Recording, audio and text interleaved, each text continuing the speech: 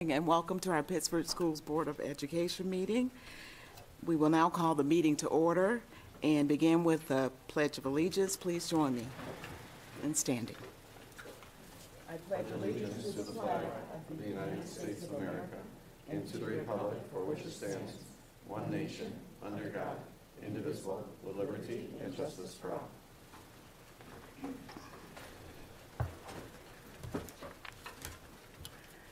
Thank you. May I have a motion for approval of the agenda? So moved. Jeff? And Emily, second? I do have some edits to the agenda. Yes. For your consideration, given the weather and the roads, which were horrible, we are going to postpone Pittsford Pride. Families have been notified, and we will work on a date in the near future to bring them back. So we will be striking Pittsford Pride from the agenda this evening. Also, the Human Resource Report will not be given by Mr. Clark this evening. It will be given by me. And we will move the curriculum report to a later date, given illnesses by both our HR department and our instruction department. So we will have the approval of agenda with those adjustments. All in favor? All opposed? Motion carries. Thank you. And we look forward to the principal's report. Mr. Michael Biondi from Allen Creek. Thank you, everybody. Well, thanks for showing up with this bad weather. I know you said it was bad weather, but we're here, so I appreciate that. Thank you so much. So Allen Creek School, we've had a really good start of the school year, and this year, one of the things that I want to highlight really has been, well, two things. First of all, our teacher professional learning this year, kind of revisiting and refining and taking a look at improving our instructional practices, and student voice as we continue to work on that. The strategic initiative was one thing that we were able to dive into on Superintendent's Conference Day. It was a great day for us to kind of look at and unpack rigor and authenticity, engagement, and all those things so we can move forward. It was a great day of learning. We looked at the instructional hub. That was also a day that was a bit overwhelming because we talked a lot about all the things that are on our plates, but the vibe of the day was so positive, and I'm so proud of my staff because on that day, as we got through the day, they were really motivated and excited about moving forward and continuing to look at the initiative and the instructional hub and see how they could refine and improve their instructional practices and build on what they're already doing. And in addition to that, I'm so proud that they not only wanted to do that, but they wanted to do it with each other. With their teams, but also cross-grade level teams. So we're looking at kind of vertical alignment as well. So it was a really great day, and since then we've had the opportunity at our faculty meetings and our grade level meetings to continue this great work. So such a great beginning of the year, and we're excited about where it's going. And you know, we've also continued to work on student voice, which we know promotes community, critical thinking, creativity, and collaboration. And we have been doing that through Socratic classrooms, community circles, class meetings, written expression, student leadership. And one of the things that I do want to highlight, because student voice does promote all those things this year in particular, is our Socratic classrooms, Socratic seminar. Our fifth grade team last year kind of developed and put in practice a Socratic seminar with their fifth grade class. Did an amazing job. As a matter of fact, I know that Melanie had a chance to come over and take a look at it, observe it. They also did some videotaping, and in hopes that we can use that as some kind of model for other teachers to take a look at to see how it all kind of works.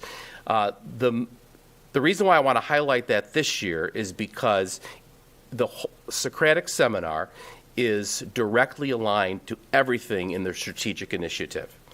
The rigor, the engagement, the authenticity, complex thinking, our welcoming environment, all those things that go into the Socratic Seminar. And to observe it is really amazing. The second thing is that, and tonight I brought Mrs. Milne from that grade level to share with you about her experience, their experience as teachers, as practitioners. And two things. How does that impact your practice? And also, how is it impacting our students in such a positive way, especially connected to our strategic initiative? So I will turn it over to Kate Milne. There are about 9 slides, but don't worry, she's going to make sure it's not 9 full slides of talking.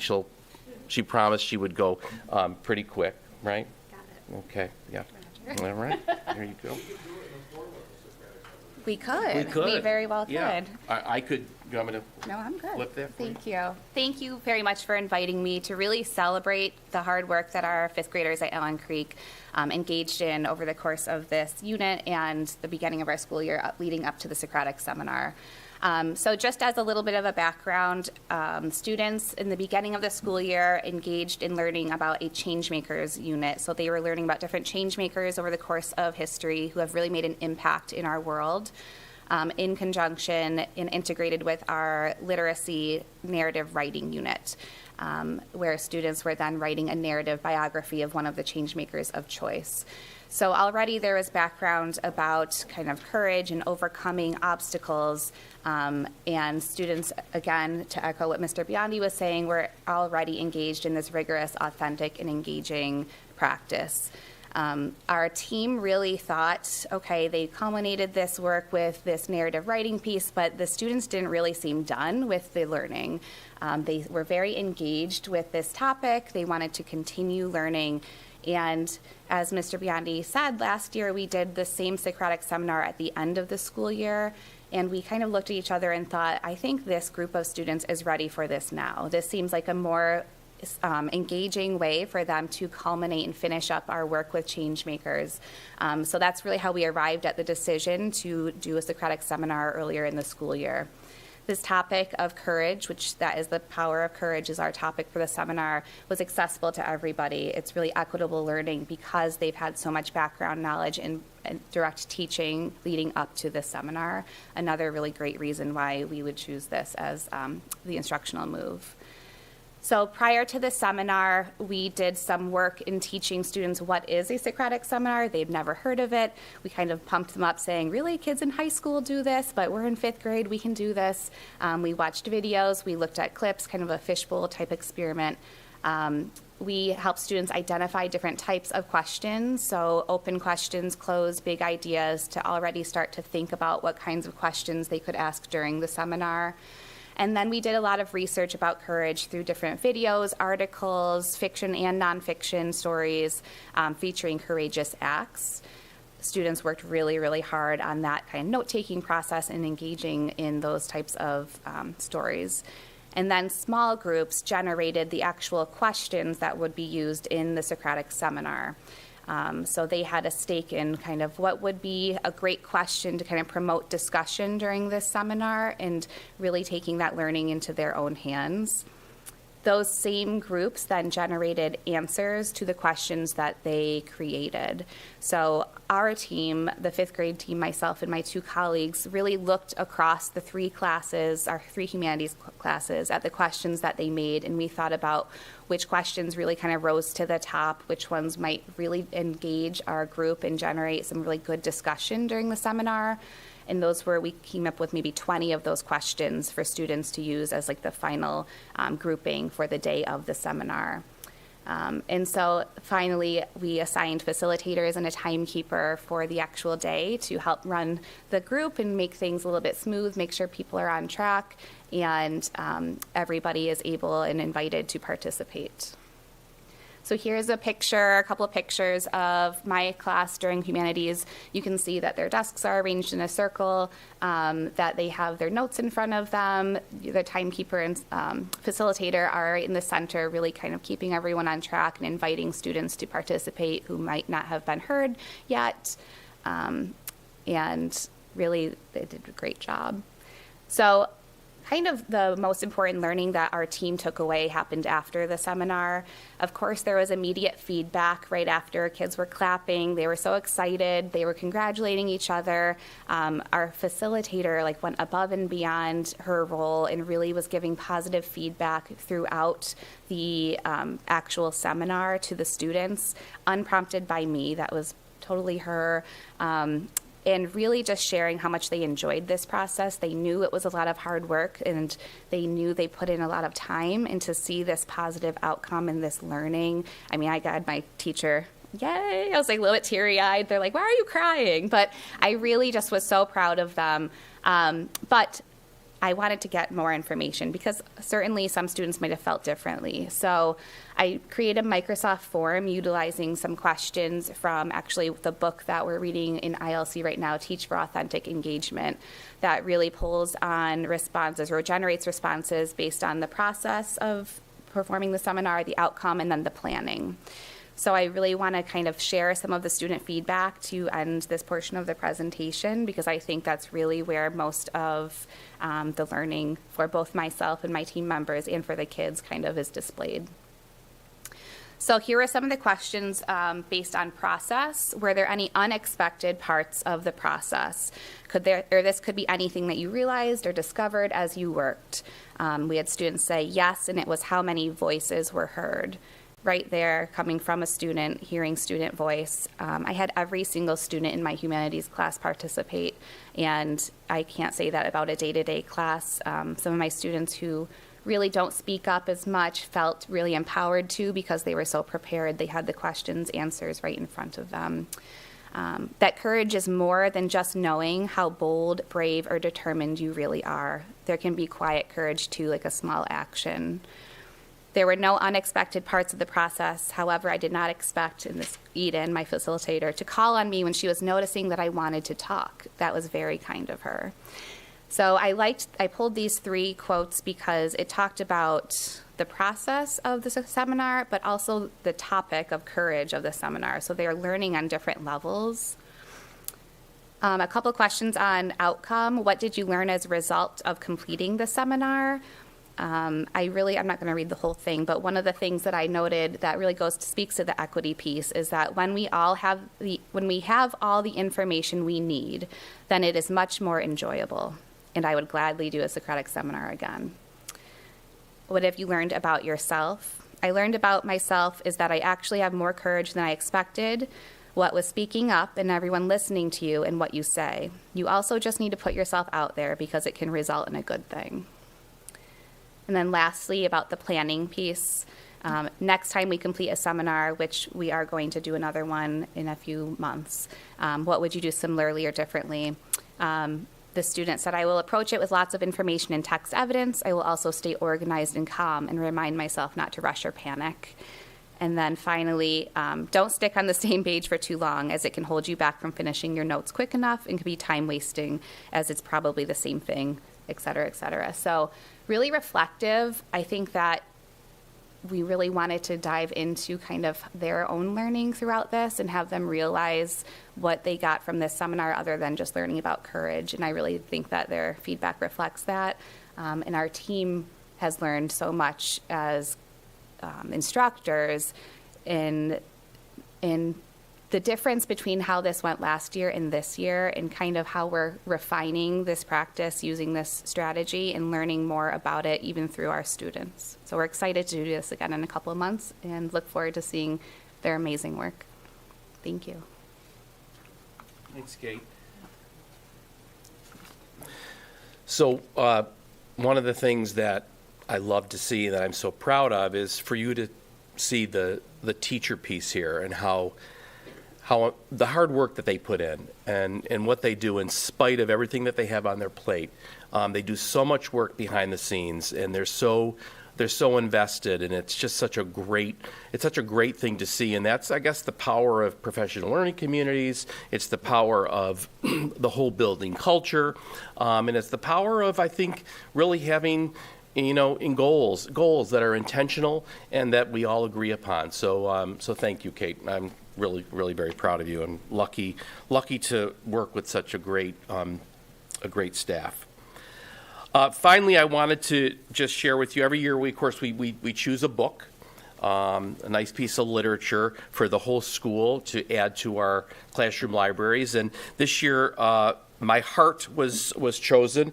And actually, last year's student council, 5th grade, they were kind of the leaders in researching some books and choosing the book for this year. And again, student voice. And they not only chose the book, they also wrote up and had discussions and brainstormed different themes that classrooms can get out of the book. For example, with this book, My Heart, Positive Mindset. Small actions make big impacts. You make a difference in the lives of others. Best work, best self connects to the district mission. All those things. And again, this one book is not a compliance for SEL.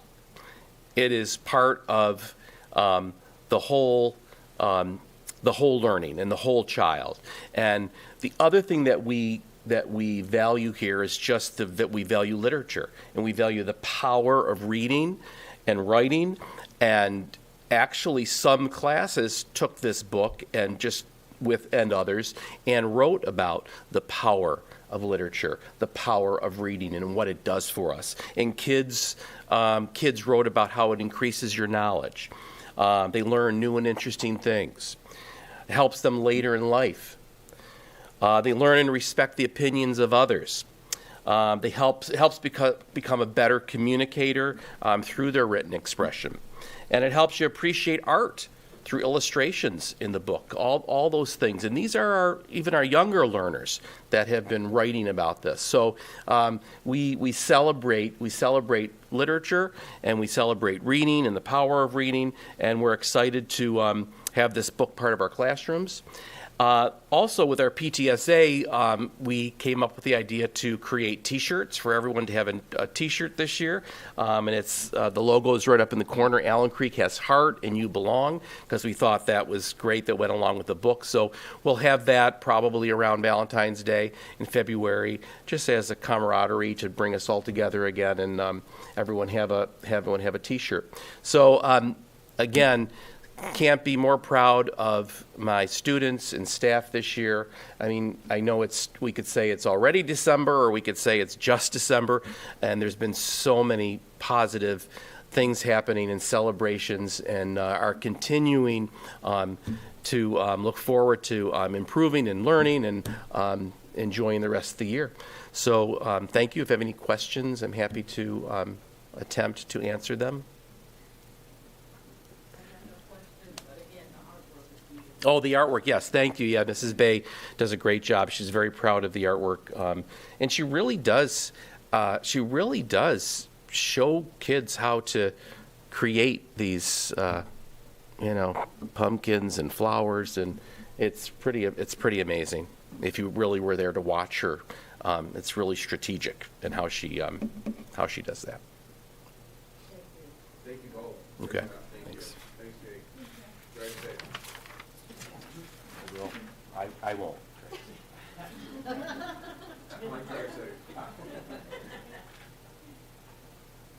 Next, we'll have the approval of minutes from our October 17th meeting.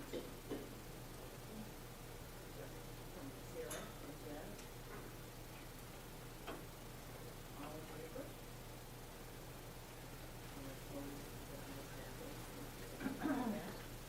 Turn your mic on. Thank you. And next on the agenda is Board of Education reports. So we will hear from Sarah in the Legislative Committee. Thank you, Robin. Yeah, just one change actually for the legislative committee. We are meeting tomorrow. So on our agenda, it says our next meeting is January 3rd, but we do have a meeting tomorrow, which we're going to use as preparation for our Zoom Advocacy Day on December 11th. And this meeting tomorrow is open to everyone, not just our legislative committee members, but to all board members as preparation for that. And the sign-up is out for that day on December 11th. Hopefully everyone has seen that, and if not, you'll be getting a reminder email in the coming days, so please sign up for that. We do have all of our legislators attending, with the exception of just one. Senator Ort is unavailable that day, so everyone else will be attending either the 9 a.m. or 3 p.m. session, so really looking forward to having that time with them. And then the other thing I just wanted to mention quickly is this morning, MCSBA met with Regent Hale. This was a follow-up meeting. We met with him earlier in October, and this was, he had suggested that we meet again to discuss the Blue Ribbon Commission's report. So that had been posted to the MCSBA website. I think I shared that with everyone as well. Their recommendations for graduation changes, some proposed changes to graduation requirements. So it was a great meeting with him. They still have a lot more work to get done relative to that, so no changes as of yet, but I really appreciate the partnership that we have with him already. He is very eager and excited to be working with us, and he is just diving right into this new role, so it's really great. So we're looking forward to working with him this year and well into the future. And that's about all I have today. Thank you so much, Sarah. And we look forward to engagement with MIXPA in the coming months, and probably tomorrow also, because there's also an executive committee meeting. There's some of the other meetings will be coming up in January. So our dates to remember are December 12th, next regularly scheduled meeting. And there will be an adjustment to that, but we'll mention that later. Next is our financial report from Mr. Vespi. Yes, thank you very much. For your consideration is the acceptance of the treasurer's reports, and just a brief summary. September, we were a little behind in tax collection due to a shift in the timing of deposits, but caught back up in October. We're doing very well with auction of equipment. The prices continue to be higher than expected. You'll notice interest earnings, again, will exceed budget on par. School lunch, what we've noticed in the first 2 months is the cost of food is substantially higher. Labor costs are higher, but that's because we're fully staffed as compared to the previous year, right?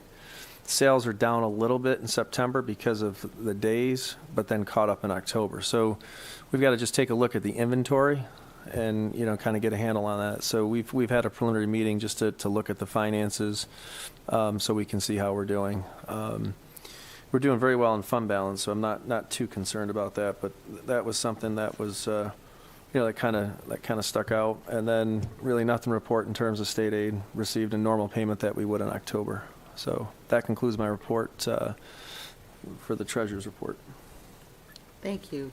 So we have some action items. The first one is the acceptance of the treasurer's report for September and October. So moved. Jeff and Renee. So it's been moved and seconded that we accept the treasurer's report. All in favor? Okay. All opposed, the ayes have it. Thank you. Next, we have for consideration. Yep, so the next is the extra classroom activities report, and as you would imagine, I looked through the report, very little activity.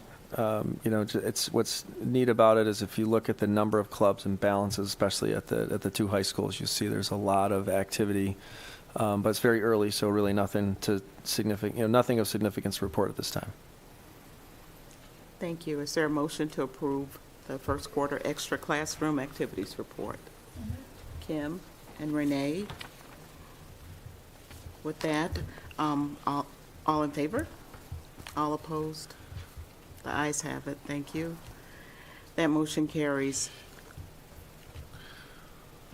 Okay, next for your consideration is the bus electrification impact study. And, we first started talking about this topic last year. Certainly did a presentation with a timeline. It'll be part of our ongoing discussion, not only from a sustainability perspective, but also a fiscal and budgetary perspective. This really is the first step in the process towards moving towards electric buses. Remember, the mandate is by 2027 we'll purchase electric buses, and then our fleet will be fully converted by 2035. So it doesn't, it seems far down the road, but it really isn't when you look at the timeline. So this is the first step, and that is to get an analysis of the grid and what's going to be required, looking at our existing bus routes and what types of buses and batteries and charging will be required, what locations, where the equipment have to be in order to sustain our existing bus routes. Look at the infrastructure of what we will need in the future, and certainly that's going to include space, and room and land, so this is really an initial study to look at what it's really going to take to transition, as well as the human resources, that would be required in terms of maintenance and staffing and all those types of things. So it's really the first step in the process for planning. Does not include futuristic designs or, architectural fees from that standpoint. That'd be something that would happen in the future.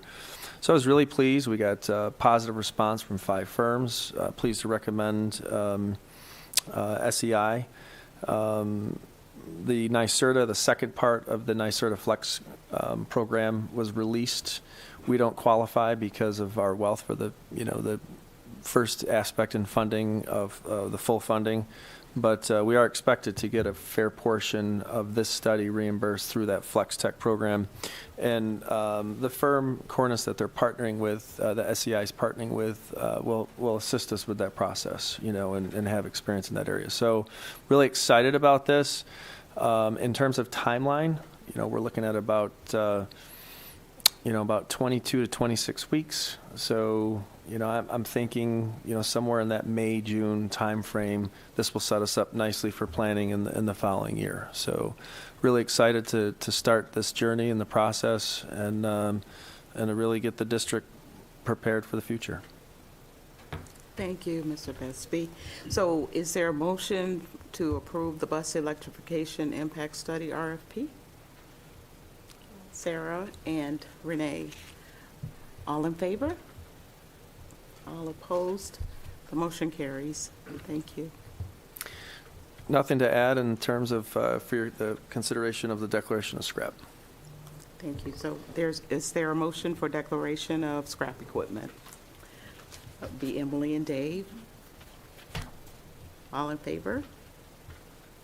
All opposed? The motion carries. Thank you. So there's a bid award that will be a part of the consent agenda regarding bagels. Next, we will have the Human Resources Report from Mr. Pirro. Thank you, Robin. First for your consideration is the professional staff report, which is busy. There are 3 certificated staff appointments, 1 administrative substitute appointment, approval of agreement for administrative special assignment, certificated staff correction of hire date, 5 school-related professional appointments, 2 supervisory and technical appointments, 1 auxiliary staff resignation for retirement and a correction date, 1 school-related professional resignation for retirement, correction of date, 2 certificated staff resignations, 4 school-related professional resignations, 1 supervisory and technical resignation, 1 school nurse resignation, 1 school-related professional termination, and also embedded in the report is the revised fall coaching salaries. Thank you. Is there a motion to accept the professional staff report? Jeff and Kim? All in favor? All opposed? The ayes have it. Thank you. Next for your consideration is the support staff report, which contains 5 clerical appointments, 2 clerical resignations, 1 transportation appointment, 3 custodial maintenance appointments, 1 custodial maintenance retirement, 1 custodial maintenance termination, 4 food service appointments, and 1 food service resignation. Is there a motion to accept the support staff report? Emily and Dave? All in favor? All opposed? The ayes have it. Thank you. Next for your consideration is the approval of a new position for duplicating machine operator. It sounds real super fancy, but it's a civil service title that we selected, and it's not an additional position. It's approval of a new position as it takes the place of a retired BOCES employee that we contracted with, and now we are taking that position on ourselves. Is there a motion to accept the duplicating machine operator position? Sarah and Kim, thank you. All in favor? All opposed? The motion carries. Thank you so much. And last for your consideration is the approval of a restructured position for our career internship coordinator. And that, again, was an opportunity given a retirement to look at the position and look at how we could bring career internships more forward-facing with our students. And so what we're hoping is this will yield a certificated staff to take the position most likely in the business department, which would be about a 0.6 FTE. Thank you. Is there a motion to accept the career internship coordinator new position? Was Renee and Emily, thank you. Okay, all in favor? All opposed? That motion carries. And I do have one last, I'm sorry, is a tenure recommendation for a first reading. Thank you. Next, we will have our special education report from Ms. Woods. Good evening. You have a second reading for the Special Education District Plan, requesting consideration to adopt the updated plan. Thank you. And next, we'll have our superintendent's report, Mr. Pirro.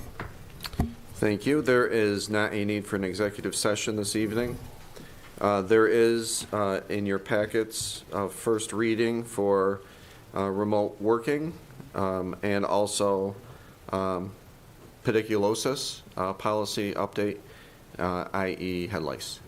And so just to kind of go back, maybe for the general public, the remote working policy is a new arena that affords us the opportunity as more of the exception of the rule to allow a staff member to work from home without deduction from having to use a day. So today was a perfect example of that. We had one employee with COVID who was fine but couldn't come in and work, so that person was able to work remotely. And we've also had people in different offices where it would make a lot of sense if they were sick or for other reasons that made sense, where we can afford them the opportunity to do some work at home versus having to call in and having no work done. So I'm excited to have that policy in front of you. And the head lice policy, I don't even know where to go with that, so I'll let you just digest that. We've had some issues there. And then last, actually I have just a couple things. We do have Natalie McGee back in our district. We've been working with her again as a national consultant. She works for Progression Partners. She will be in our secondary schools. Actually, she's already started to conduct equity walks and focus groups with our students and our parents and our teachers. Natalie, along with Orlando, our coordinator of equity and inclusivity, will be facilitating this experience at all 4 of our secondary schools this month. The purpose of these walks is to get a snapshot of the work that is being done in our schools from a third party as it relates to creating a welcoming and affirming environment for all. The intent of the focus groups and walks are to gather multiple sources of data that will help us create a composite picture of strengths to leverage, key challenges to address, and improvement strategies to increase the quality of our learning environment. The end goal with working with Natalie is to basically get a better perspective of what we are doing, what is working well, and what needs to be strengthened. So we're excited to have Natalie back and working with us and being visible in our secondary schools. And then the final thing, this is kind of a special recognition I'd like to do tonight.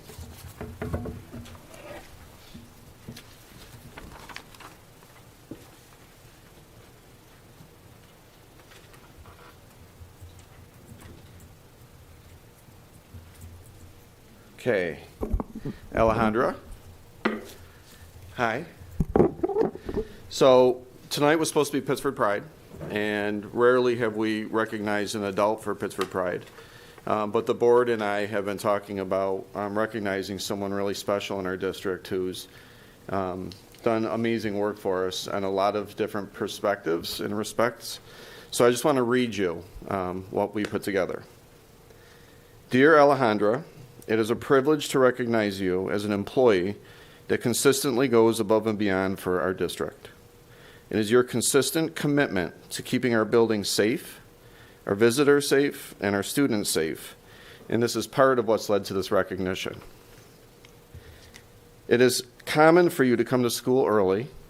It's common for you to leave late, and you do it based on whatever the needs are of the district.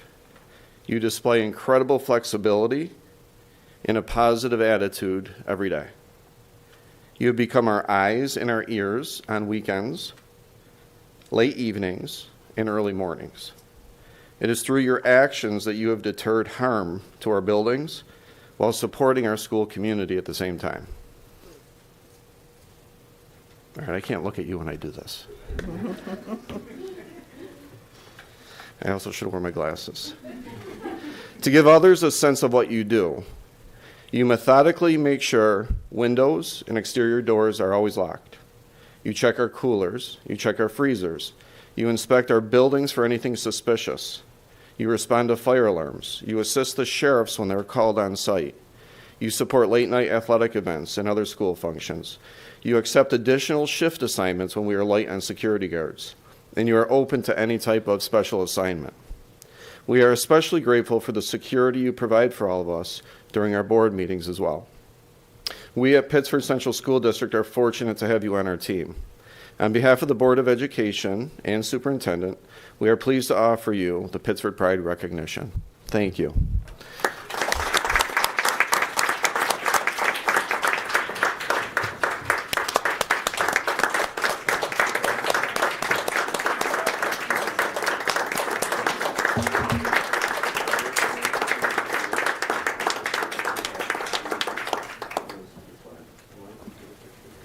Actually, why don't we come back here? Or is it behind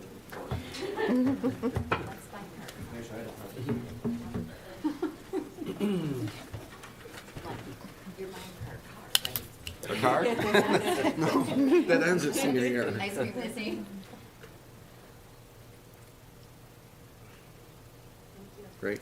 Thank All you right. so much. Proud of you. Congratulations. Thank you for so all you do. much. Thank you for everything.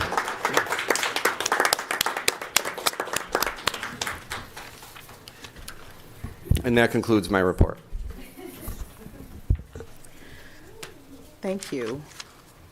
Next, we'll have the consent agenda, and those items will be taken care of. From there, we go to old business. Is there any old business? Okay. So may I have a motion to approve the consent agenda? That would be Kim and Dave. Thank you so much. All in favor? All opposed? The ayes have it. Thank you so much, Deb. And so next, is there any old business? I have to ask. Okay. So one piece of new business is there's a time adjustment for our next board meeting due to time constraints with some of our members. And so we will move that up to 5:00 p.m. on December 12th. And another item is our public comment as it relates to objectionable materials or book challenges. So we've been educated and given different perspectives regarding our book challenges over the last 11 months. And so during that time, we've also looked at our policy. We've adjusted our policy on 3 occasions. And we want our community to know that we've heard you and we fully understand, some of the viewpoints. But because of the redundancy, we've heard it many times. The multiple viewpoints, we've seen all of the perspectives, and given that we've revised the policy, we are moving that we no longer hear in public comment setting the about the library and book challenges. There is a process for citizens who would like to have those things looked at, but we will not be hearing those in the board meeting setting. So again, we're open to, if you have any questions, comments, you can always get in touch with us by email, snail mail, by phone. So, but again, the book challenges, we've heard you, and so we will no longer accept those comments in our formal public comment time period. Does anyone else have anything to add with that? Thank you so much. So we have, I would like to ask, is Kelly Galvin here tonight? I do understand that, the roads are bad this evening. So that was our only public comment that is not related to book challenges. So thank you so much. And from there, is there a move for adjournment? So moved. Jeff and Renee, all in favor? All opposed? The ayes have it. Thank you so much for your time. Thank you. Thanks, everyone.